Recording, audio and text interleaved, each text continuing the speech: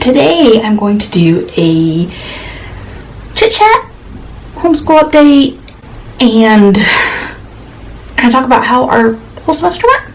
So, it's going to be a longer video. Maybe grab a little something to drink or a little snack. I've got my Teacher of All the Things mug.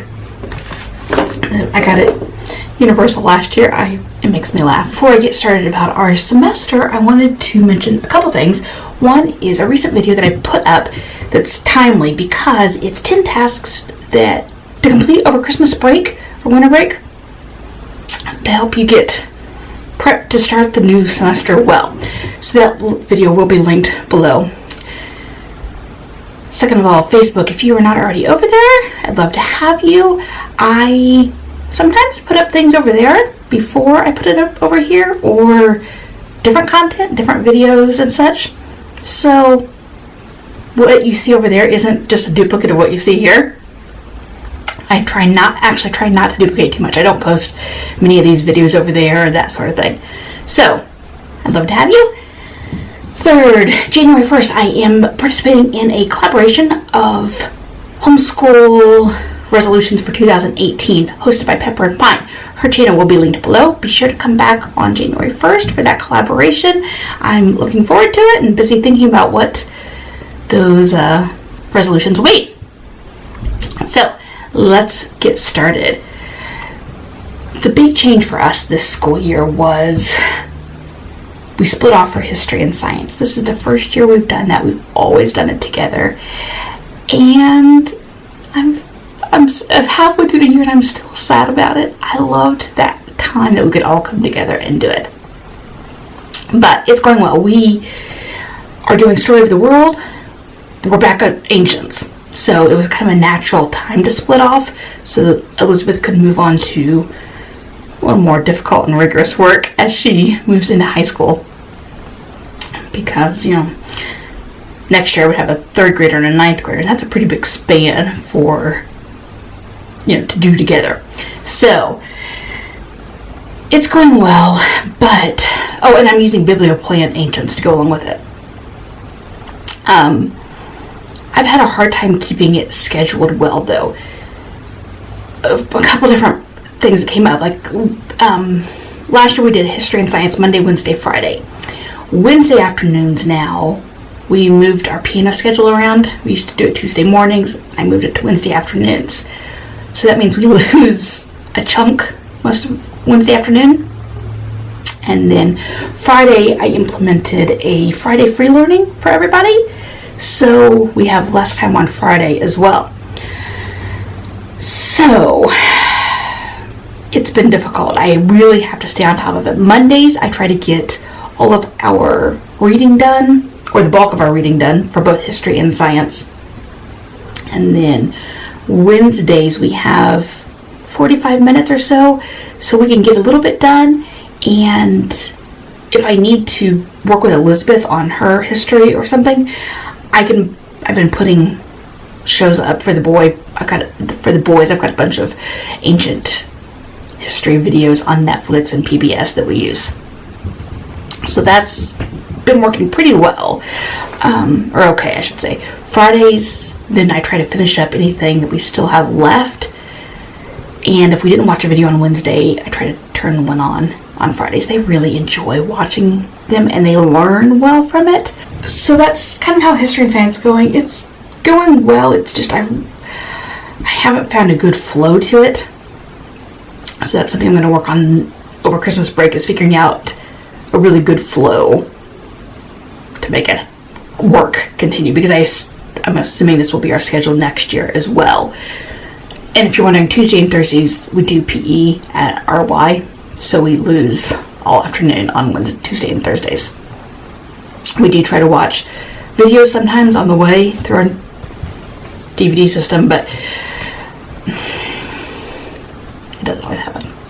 Anyway, moving on to kids. If you don't know, by the way, my daughter is in 8th grade, and then my sons are in 4th and 2nd grade. So, with Elizabeth this year, she started taking a Spanish class over at the Potter School. online school.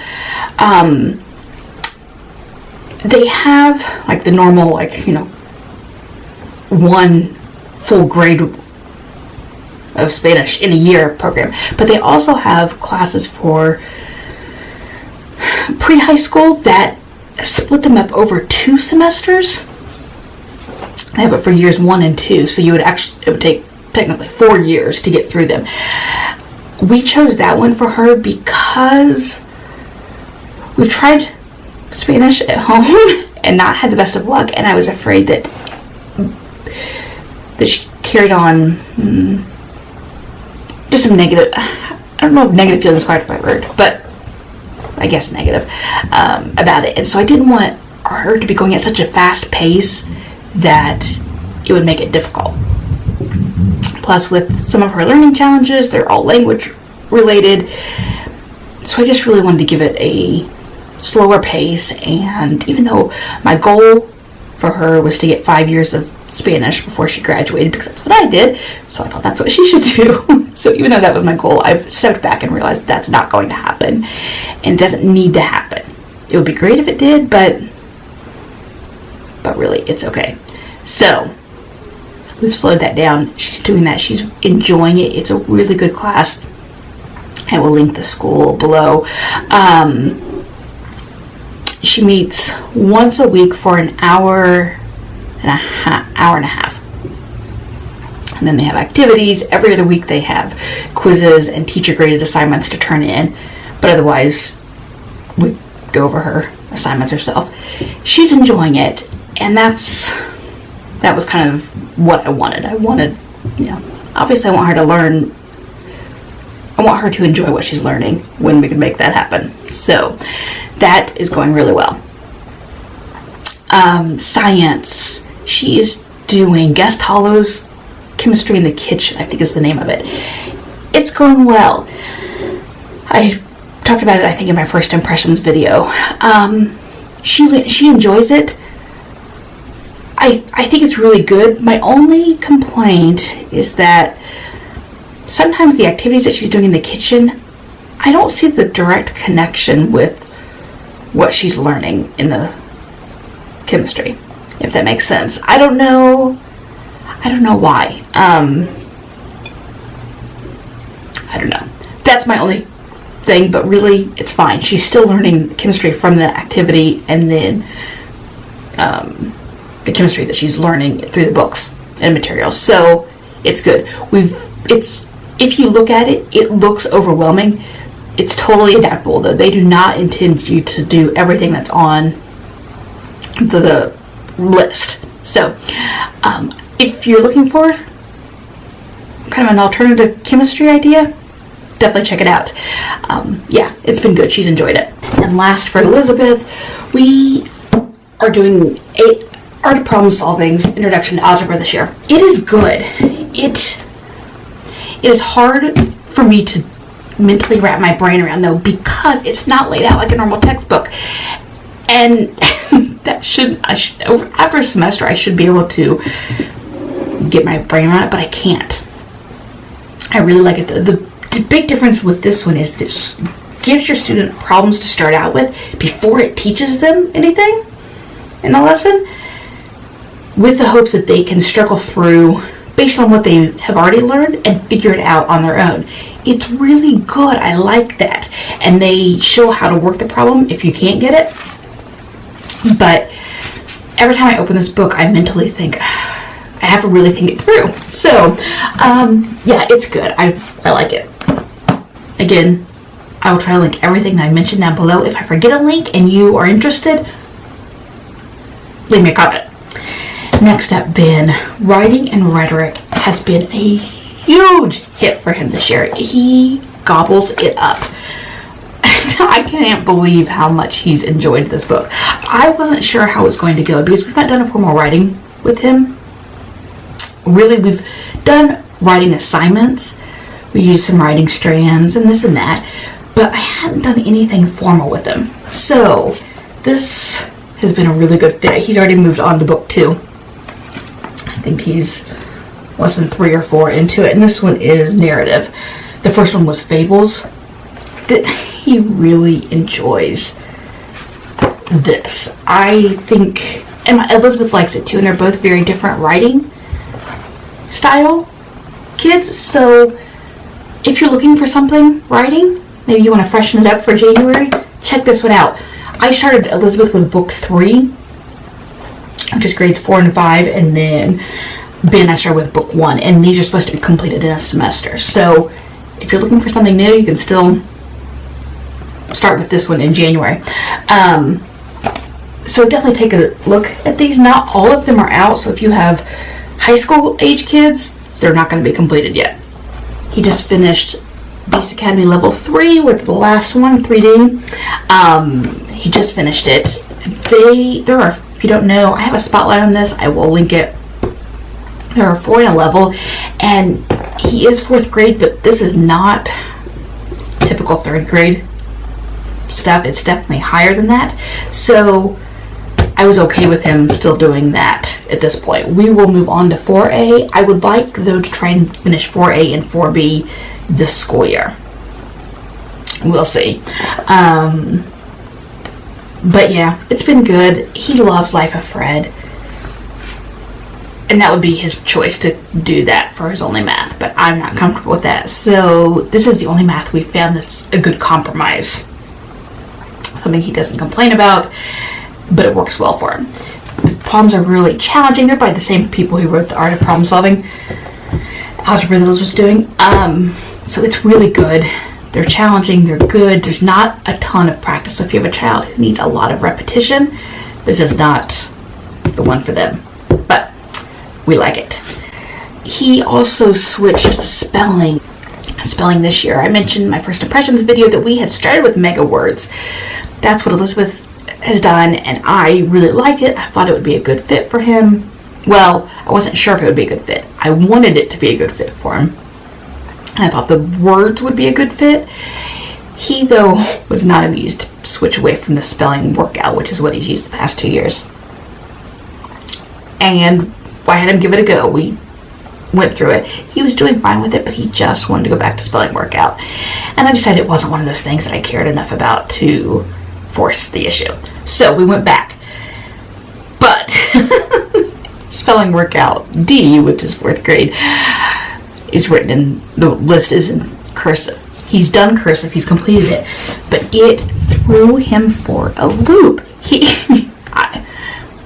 The first week when he opened it up and saw that, like, you could just see the devastation on his face. So the first week he and I went through all the words and tried to figure them out. He did pretty well. And then I wrote several of them in print. I told him he could choose which ones. And then the next week we did the same thing, but I chose less words. I think the list has 20, and I think I chose 7 the second week and 10 the first week. So slowly we've been easing off that, and he has really done well adapting to it. I think he just wasn't prepared for that to happen, and it just, his personality is that just kind of throws him for a loop. So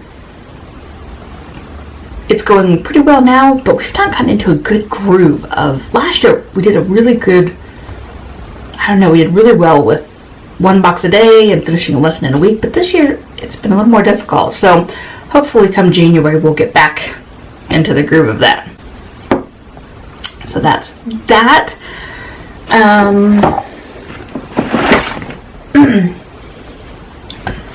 Something else that's been working really well for him this year is Daily Oral Language.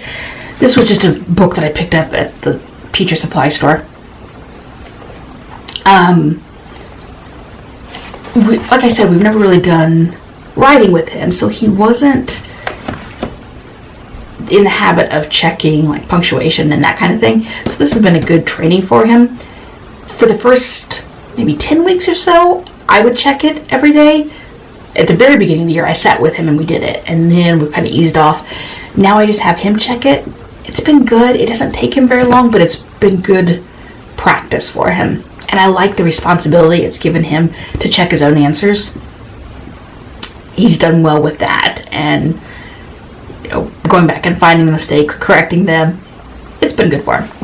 Matthew, he's my second grader, and he's just such an easy kid in so many ways with school, like everything. Whereas my other two have one subject that they're really good at and other ones that they're working below level, and Matthew is just such an even. It's kind of been the story of his life. Everything just kind of comes easy with him. It's odd after having two other kids for whom that is not the truth. But he's just been doing well. He's going through everything easily. He likes independent work, so I've been trying to give him more and more of that this year. He really loves that. He likes to not have to have someone tell him what to do. So that's been going well. His big thing with math is that he just finished Math Mammoth grade 2 before Thanksgiving, and so we switched to Beast Academy. He has wanted to move to Beast Academy since last fall, but they didn't have level 2 until this fall. So we just switched to it. Whereas level 3, I think mostly has been a kind of like maybe a semester ahead. Like 3A, I think would be more like a second semester third grade book. This one, I would not say that's true. Like chapter 1 was about place value, ones, tens, hundreds, and chapter 2 was like number line type thing, and chapter 3 is addition. I think it's double digit addition, I think, or double plus a single. So I feel like this would be more, so far it feels a little on the easier side to me. It may also be that because we'd already finished a whole year of second grade. I don't know. I like it though. It's been good. He enjoys it. He was so excited to start. If you are familiar with the upper levels of Beast Academy, I don't know if you can see, but there are babies on here. They're so cute. I love that they made the kids younger in this one versus the other books. So yeah, that's kind of a big thing for me. Anyway, Matthew really likes it. If you're unfamiliar with it, it has 2 parts. There's the guide that you read that has a few different comic book style lessons in here. And then you have the practice, which is what I showed you of Ben's, that kind of correspond with it. So we read, maybe 10 pages out of here, and then we do, several pages in there, and then we read more, that kind of thing. He enjoys it. He wishes that we could read every day. We can't. Ben says the same thing. So it's just a fun math. I really enjoy it. Math Mammoth is really kind of probably my favorite elementary math. I just think it's excellent. But this has been a good change of pace too.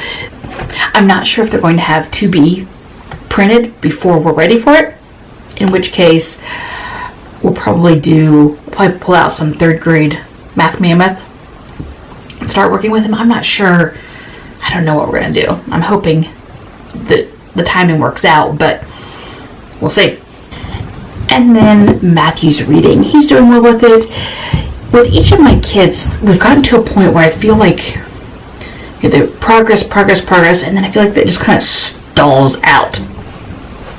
And I don't know how typical this is, or if they're progressing in ways like their brain's doing connections that I can't see, and so it feels like we're not making progress. Matthew is my youngest reader, so I felt like maybe since he started so early, he would progress more quickly than the other two did. But no, he's still right on grade level, of course, like with everything else. He's doing well with reading. I just am ready to get us past early reader type of things though, and start being able to have a wider variety of books to choose from when we go to the library. So that is our first semester update. If you have questions, something else I've mentioned before that you want to know an update on, or something on here, leave me a comment below. Next week I will be doing a few videos of kind of the best of 2017, so be sure to check back for that, and come back on January 1st for collaboration of homeschool resolutions for 2018. Thanks for watching.